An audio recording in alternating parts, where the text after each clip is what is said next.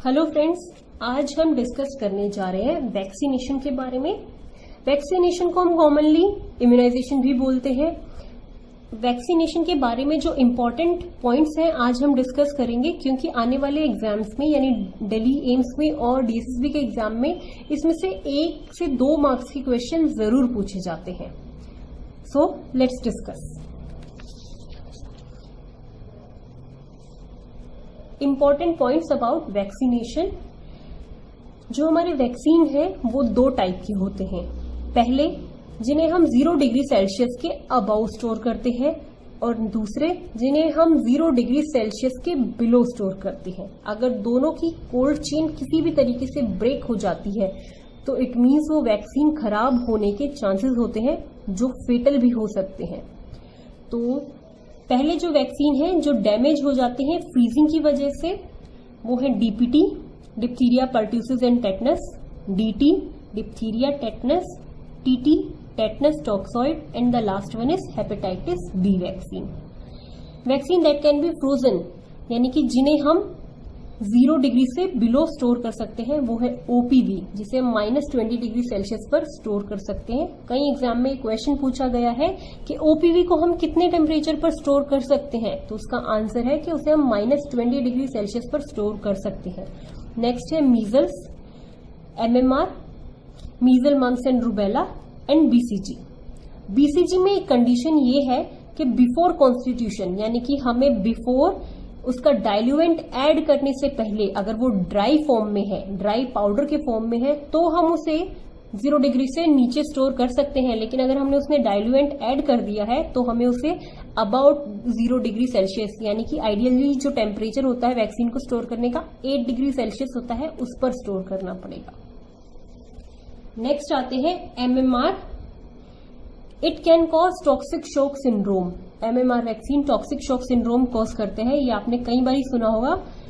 लेकिन किस कंडीशन में टॉक्सिक शॉक सिंड्रोम होता है?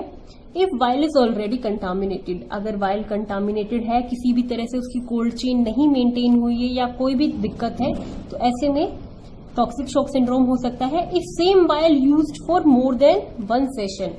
अगर सेम वायल, यानी कि एक वायल को हमने आज ओपन किया, उसमें से हमने 10 बच्चों को इंजेक्शन लगा दिया, 10 की डोज बच गई, तो हमने सोचा उसे स्टोर कर देते हैं दोबारा से कोल्ड चेन को मेंटेन करने के लिए, और अगले दिन उसे यूज करेंगे 10 बच्चों पे। तो ऐसी कंडीशन में टॉक्सिक शॉक सिंड्रोम हो सकता है।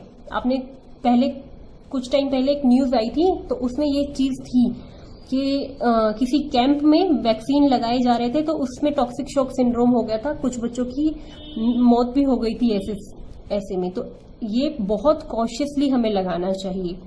नेक्स्ट है no MMR vaccine in first trimester.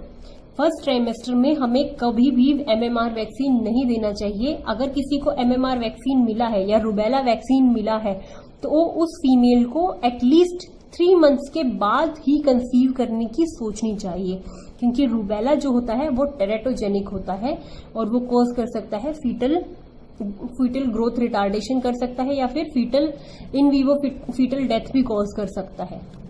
Next है डीपीटी।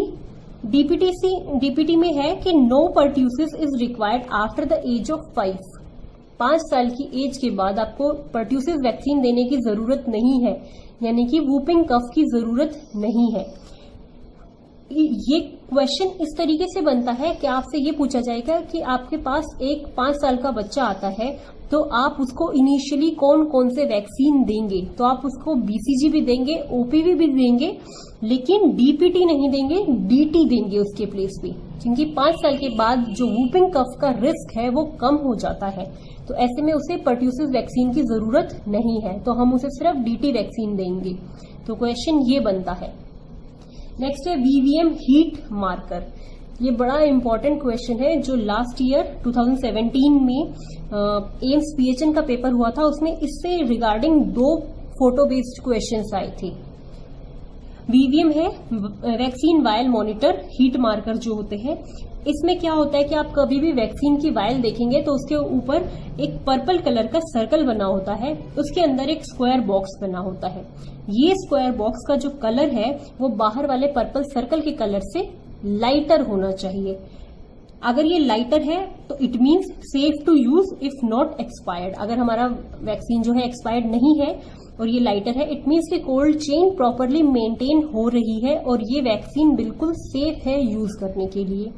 नेक्स्ट है, अगर अंदर वाले स्क्वायर का कलर बाहर वाले सर्कल के कलर से बिल्कुल सेम हो जाता है तो it means cold chain break हो गई है और ये वैक्सीन वायल अब सेफ नहीं है, तो हमें क्या करना चाहिए, डिस्कार्ड इमीडिएटली।